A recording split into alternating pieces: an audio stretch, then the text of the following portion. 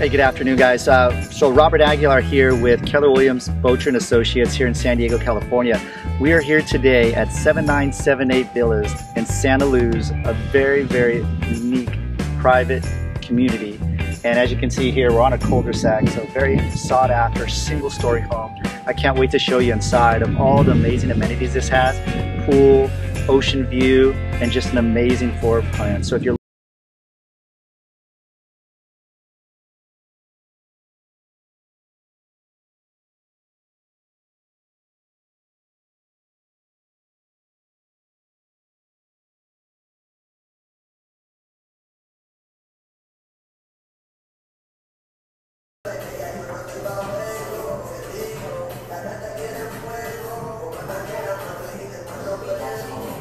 Nice. Thank you, carnal. Stuff. Yep. So this is a sangria. Super good. You see right now. And I get to keep the yard. Check it out.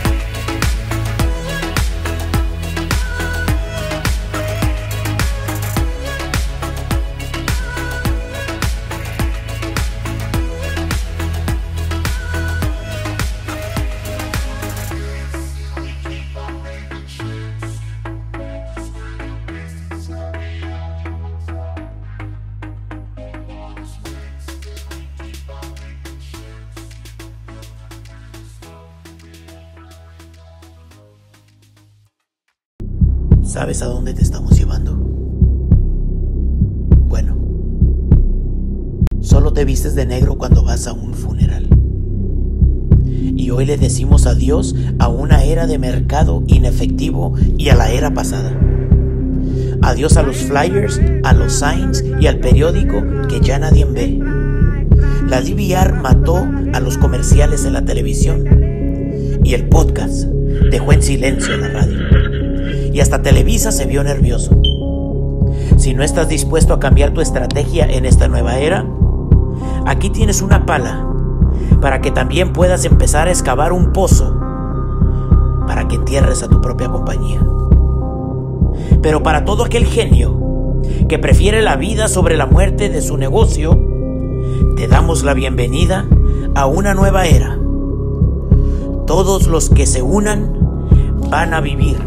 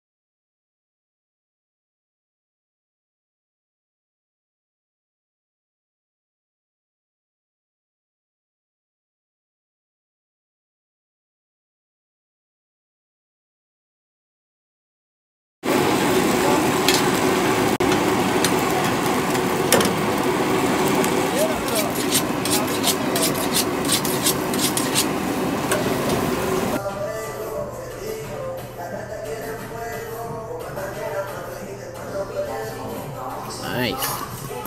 Thank you, carnal. Está. Yep. So this is a sangria. Super good. You see right now. And I get to keep the yard. Check it out.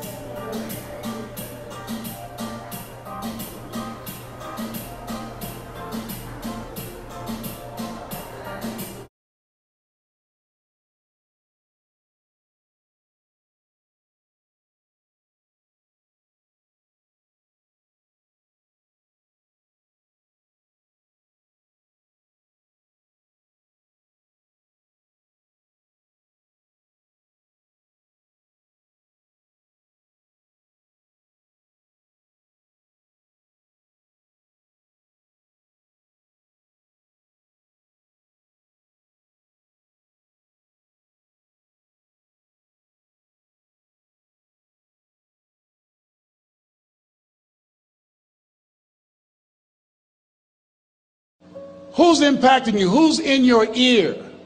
What influence do they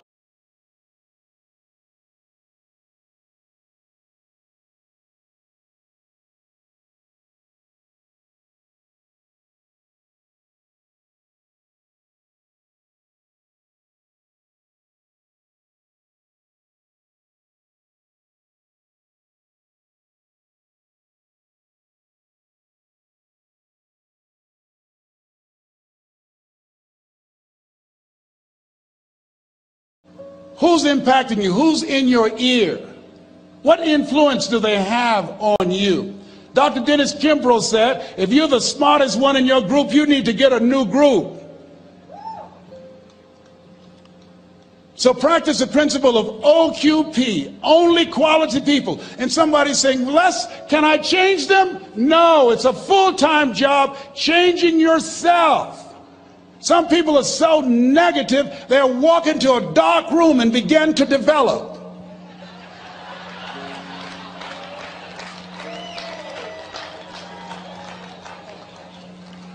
My family members and friends call me crazy for going to seminars, spending money on books and tapes and going to seminars. When are you going to stop going? I said, when I die. That's when I'll stop.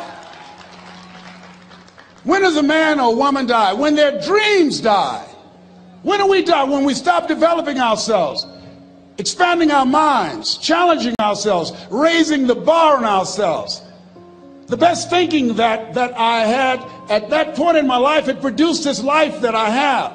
I need some help. I'm where Einstein was. He said the thinking that has brought me this far has created some problems that this thinking can't solve. I applaud you for investing in yourself, for coming here, flying thousands of miles, investing money in yourself. I can tell you, based upon my own experience, you have something special. You have greatness within you. What you're doing is different. You represent only 2% of the planet. One great American said, I choose not to be a common man. It's my right to be uncommon if I can. I seek opportunity, not security. I do not wish to be a kept citizen, humbled and dulled by having the state look after me. I want to take the calculated risk, to dream and to build, to fail and to succeed. I refuse to live from hand to mouth. I prefer the challenges of life to the guaranteed existence, the thrill of fulfillment to the still calm of utopia. I will never cower before the master, nor bend to any threat. It's my heritage to stand erect, proud and unafraid, to face the world boldly and say, this I have done. That's what it means to be a part of peak potentials. Your unquenching desire, an uncommon desire to manifest your greatness.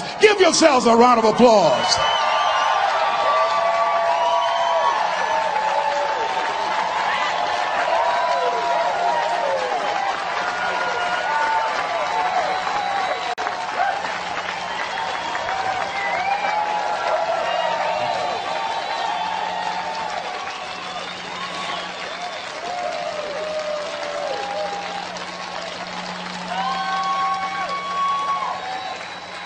Thank you. The other thing is you look at your goals and look at your dreams. Repeat out to me, please. I will fail my way to success. Yes, part of the reason why we have to continue to work on ourselves and surround ourselves with quality people is because you're going to have a lot of failures. You're going to have a lot of disappointments. Maya Angelou said, and it's true, I found it in my case, that most people go so far in life and then they park. They stop dead in their tracks. Why? Because they take some hits. When you have a goal and dream, think it not strange that you face the fiery furnaces of this world. You will have tribulations. Things are going to happen to you. I was in pursuit of my dream, and all of a sudden, boom, I got hit. A person that I thought I would be with for the rest of my life, I thought was my soulmate. I went through a divorce. I was embarrassed. I was humiliated. How can I teach people how to live their dreams? And I wasn't able to make my marriage work. I questioned myself. I took another hit. My mother was diagnosed with breast cancer. Then I was diagnosed with prostate cancer. Then my best friend from the second grade, Alexander Wims, he was diagnosed with cancer of the liver.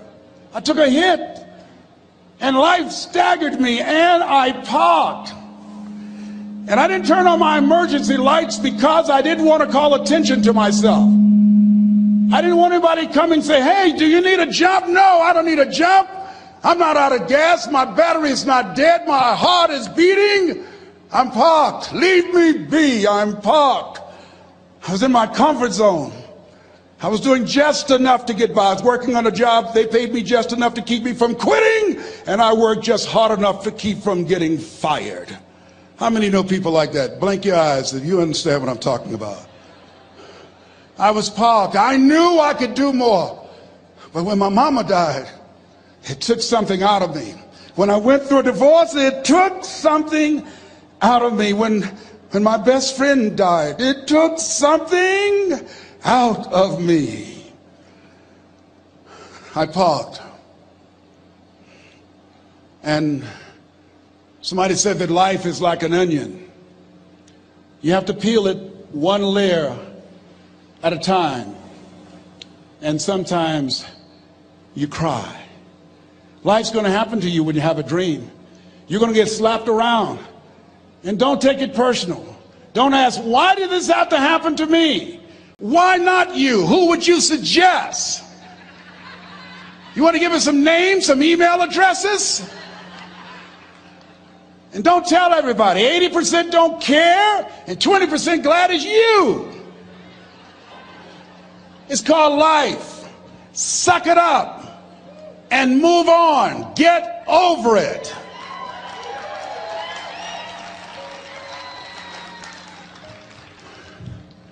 It happens to everybody. Here's the other thing as you look at your goals and look at your dreams.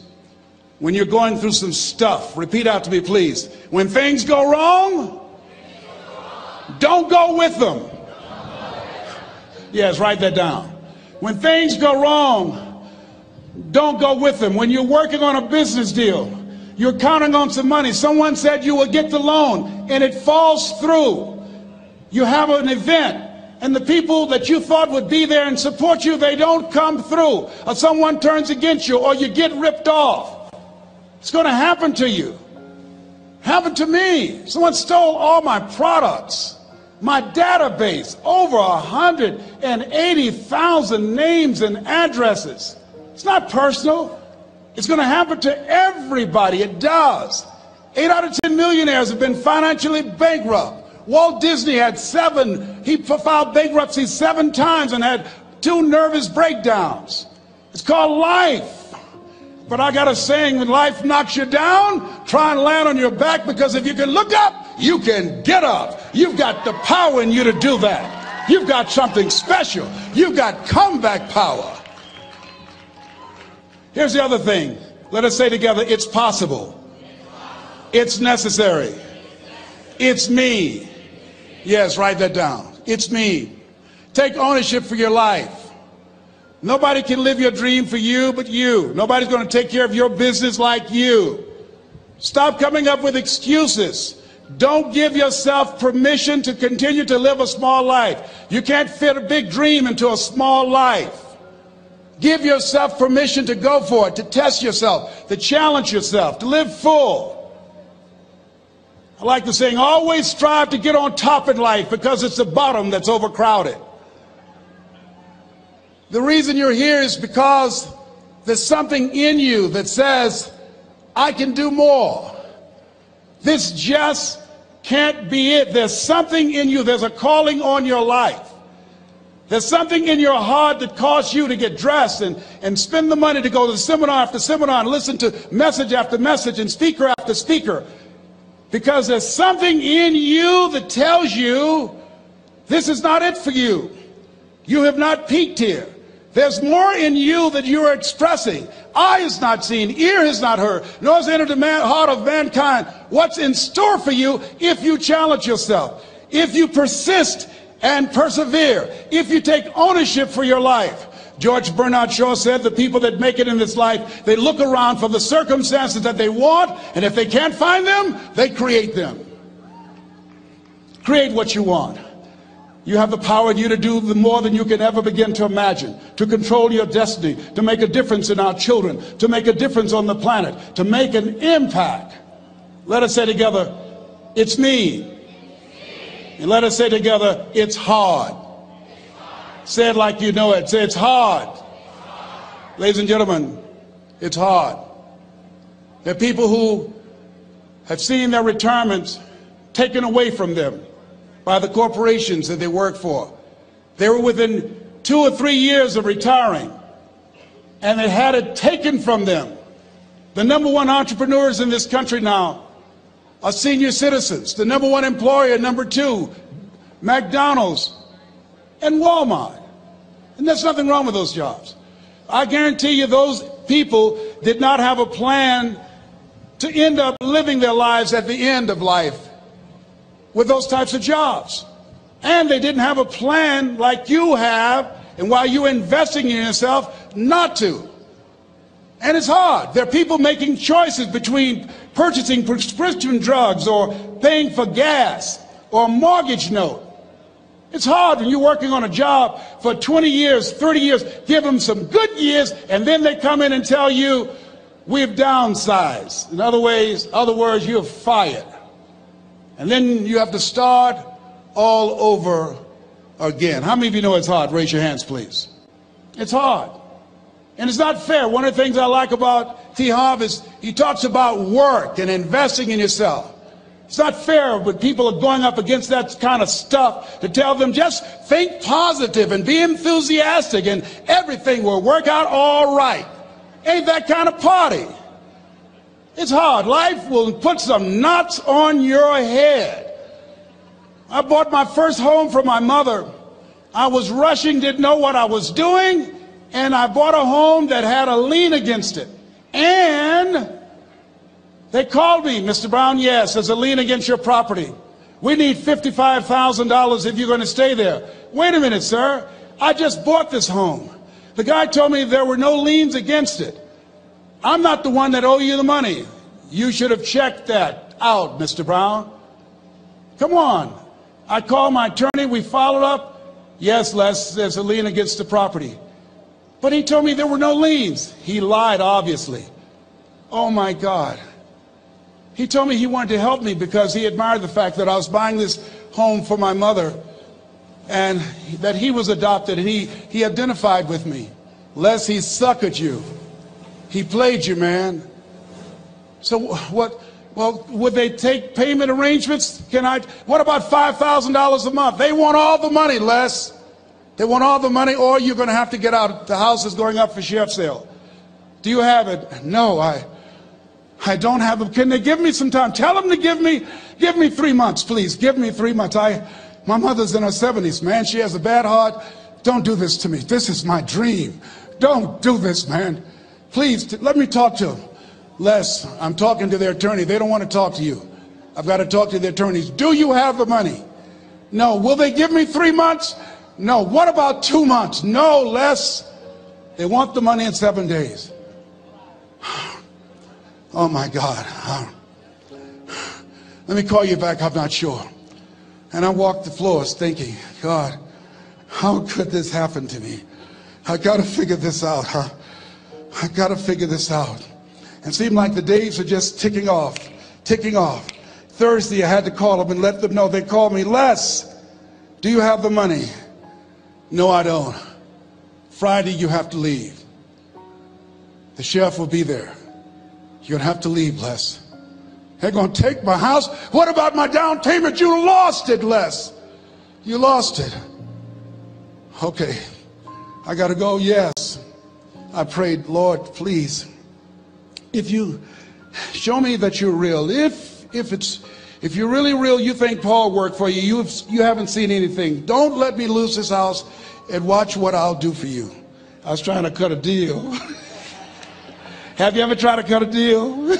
It's amazing how spiritual you'll get when you get in trouble. You know what I mean? When I was diagnosed with prostate cancer, I was going to bed with the Bible and the Holy Quran and Science of Mind and Joel Goldsmith, everything I could find. I was praying to Jesus, Yahweh, Melchizedek, everybody. I was calling on everybody. It's amazing. And here I was walking the floor at 3 o'clock in the morning, and I had to go and wake my mother up. I got on my knees and I said, Mama, I said, I need you to wake up. She said, what's wrong, Leslie? I can hear you walking back and forth. I'm not asleep, son. I said, there's something I need to tell you. She said, your eyes are red. Why are your eyes red? Because I feel so stupid now. Why? We got to move tomorrow. Why, Leslie? There's a lien against the property and they want $55,000 and I don't have it. And we're going to be set out tomorrow. We have to go back to Liberty City. So she said, it's okay. I don't like this house anyhow. I said, why? She said, because of my arthritic knees, it hurts my knees when I go up the steps. I said, and why didn't you tell me? Because you were so happy. I just said it because you were happy. I'll live in a shack with you, boy. I love you. It's not the house. I love you. I love all my children. I said, thank you, Mama. Thank you.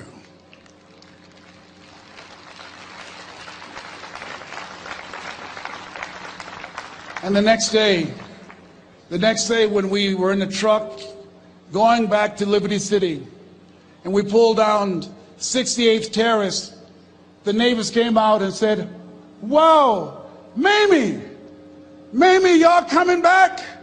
Are you back? Yes. What happened to the home your boy bought for you? Those boys you adopted. Leslie didn't do a title search. He made a mistake.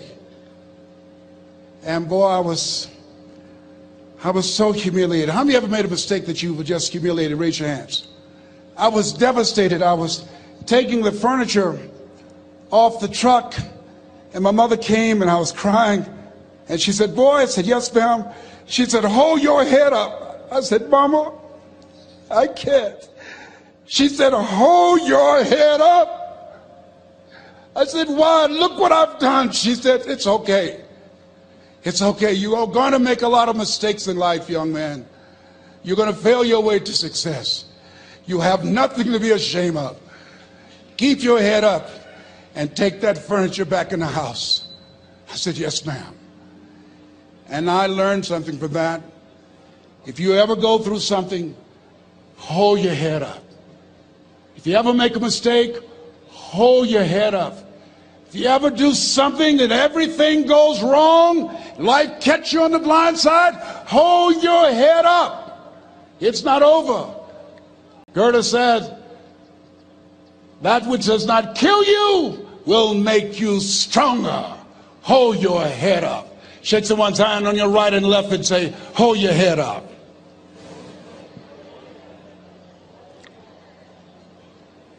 Here's something else, ladies and gentlemen. Repeat after me, please. You got to be hungry. Everybody together, you got to be hungry. I'll never forget Mr. Washington said, Mr. Brown, yes, sir. What do you want to do with your life, young man? I said, sir, I want to be a disc jockey. He said, Mr. Brown? I said, yes, sir. He said, you got to be hungry. I said, what do you mean by that? He said, people that are hungry are willing to do the things today others won't do in order to have the things tomorrow others won't have. People that are hungry are willing to invest in themselves. People that are hungry will go to seminars and workshops. People that are hungry are always searching, always seeking higher ground. So how do you want to make it? I said, I want to be a disc jockey. He says, good. Here's what to do. He said, I want you to read 10 to 15 pages of something positive every day. He said, you don't get in life what you want, you get in life what you are. You must program yourself to success. He said, I want you to listen to Earl Nightingale and Zig Ziglar. Listen, faith comes by hearing and hearing and hearing. He said, I want you to change your relationships. And I don't want you to ever lose your hunger. I said, what do you mean by that? He said, people that are hungry are unstoppable. People that are hungry are no matter what people. They make it happen no matter what. He said, I want you to listen to Paul Harvey. Who is he? He's the world's greatest communicator. Success leaves clues, young man. Always listen and follow people who are doing what it is you want to do at the level you want to do it and learn from them. I told T. Hobb when we were standing by the stage, I said, hey man, I want to work more with you. I want you to coach me. I want to learn from you. See, I found you're never too old to learn and you're never too young to teach. Always have a thirst for learning. So I listened to Paul Harvey every day on the radio. While in school, I would go out and listen in his car. He gave me his keys. I was working to develop myself. And I continued to listen to motivational messages, and he would take me to see the late Dr. Norman Vincent Peale, who wrote the book, The Power of Positive Thinking. I toured with him before he passed. You have something special. You have greatness within you. Don't allow your circumstances to determine who you are. Don't allow your negative thoughts to hold you back. You have something special. You can do more than you can ever begin to imagine. Dr. Peale was an incredible man. I admired him. When he spoke, he gave me goosebumps. I can feel him in my heart. And I never forget, we were coming back to the school, and Mr. Washington said, Mr. Brown, yes, sir. When Dr. Peale spoke, you didn't move. When he spoke, you were hanging on every word. When he spoke, we didn't have to tell you to sit down and be quiet. Why? I said, sir, I could feel him when he talked. I felt like he was talking to me, sir.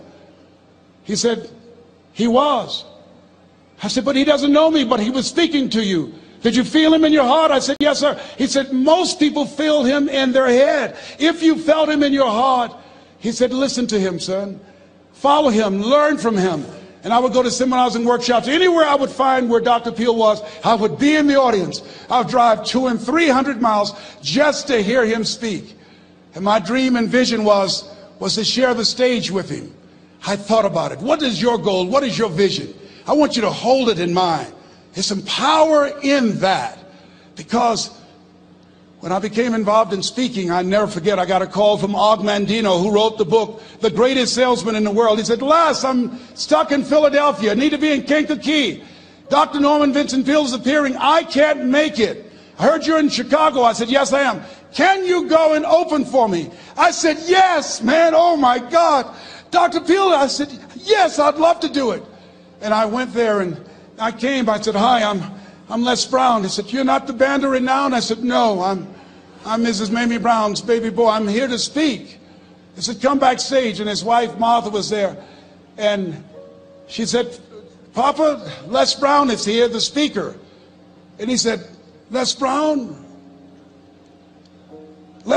shoot for the moon. Because even if you miss your land among the stars. I said, sir, that's my quote. I wrote you when I was in the 11th grade. I was a part of a special education class project.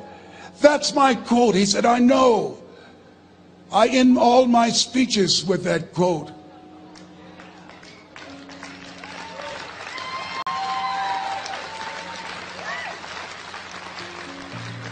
And Dr. Peel had a great sense of humor. A young man was backstage, and I had so many questions to ask him, and my mind froze up, and the young guy said, Dr. Peel, how old are you? And he was up in age. He said, Sonny, I'm 92. The young man looked at him and said, I don't know if I want to live to get 92. He said, that's because you've never been 91. ¿Dónde te estamos llevando? Bueno, solo te vistes de negro cuando vas a un funeral. Y hoy le decimos adiós a una era de mercado inefectivo y a la era pasada. Adiós a los flyers, a los signs y al periódico que ya nadie ve. La DVR mató a los comerciales en la televisión y el podcast dejó en silencio la radio. Y hasta Televisa se vio nervioso. Si no estás dispuesto a cambiar tu estrategia en esta nueva era, aquí tienes una pala para que también puedas empezar a excavar un pozo para que entierres a tu propia compañía. Pero para todo aquel genio que prefiere la vida sobre la muerte de su negocio, te damos la bienvenida a una nueva era. Todos los que se unan van a vivir.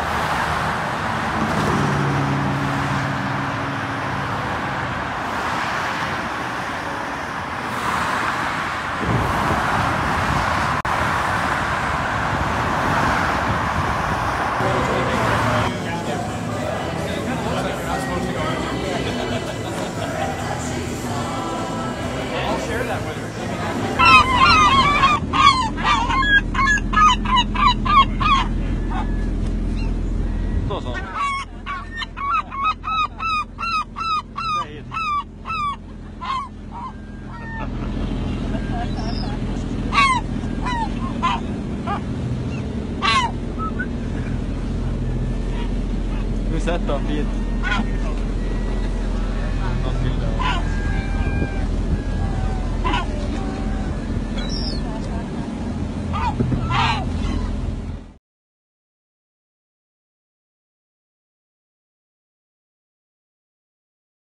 All right, so I just met my friend right here. What is your name, brother? I'm Peter.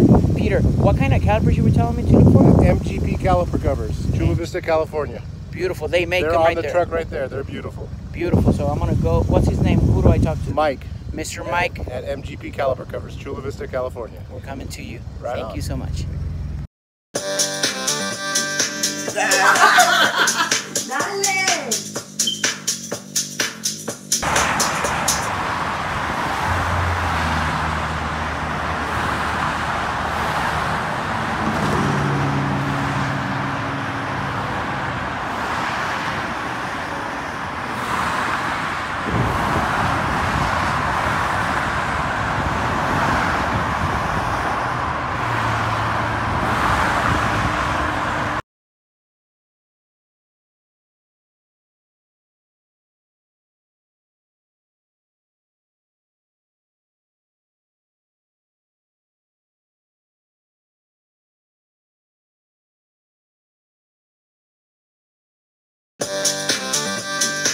Dale.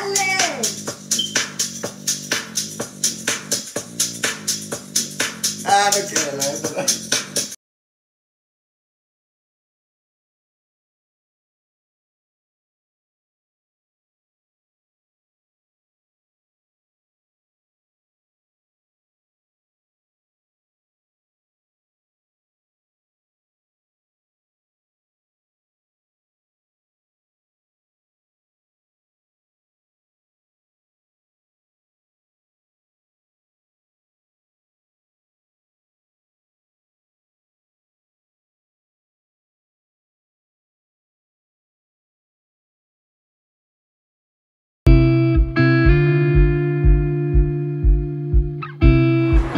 Amigos, me encontré con otra clienta feliz y contento como cada semana. Tenemos muchos clientes que vienen y nos visitan de otras partes de San Diego. El día de hoy me encuentro aquí con la señora Patricia. Patricia. ¿Cómo está? Muchísimas gracias por visitarnos.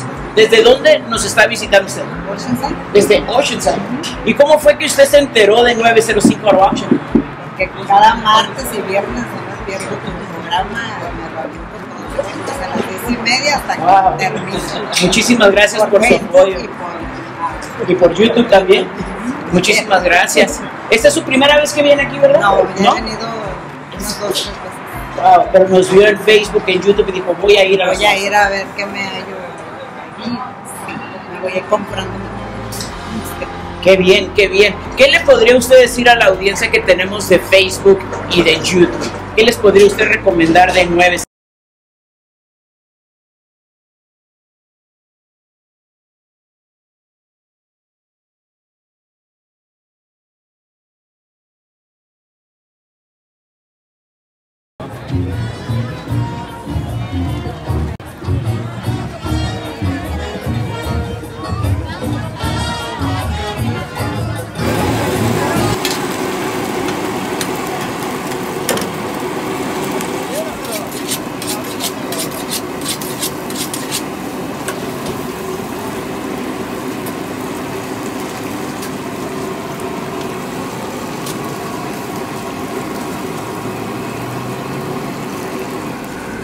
What's up, Facebook?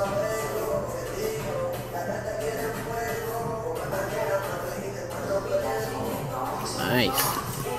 Thank you, carnal. That's todo. Yep.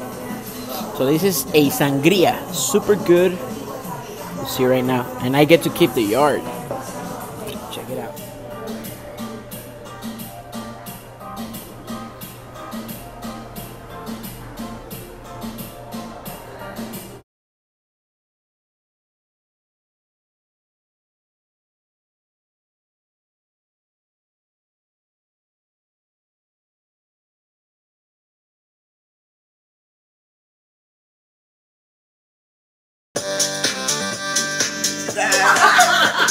Dale.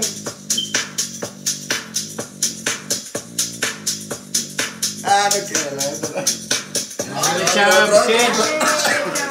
Otro. Ese un algo de reggaetón.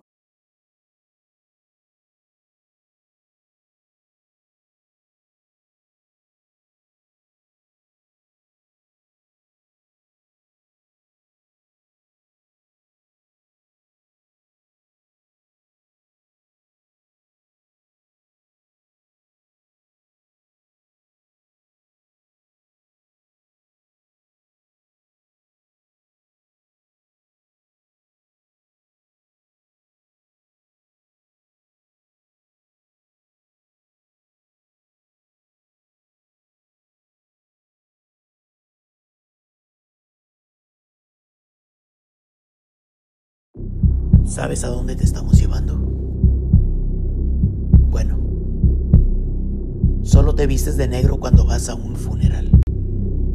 Y hoy le decimos adiós a una era de mercado inefectivo y a la era pasada. Adiós a los flyers, a los signs y al periódico que ya nadie ve. La DVR mató a los comerciales en la televisión y el podcast dejó en silencio la radio. Y hasta Televisa se vio nervioso. Si no estás dispuesto a cambiar tu estrategia en esta nueva era, aquí tienes una pala para que también puedas empezar a excavar un pozo para que entierres a tu propia compañía.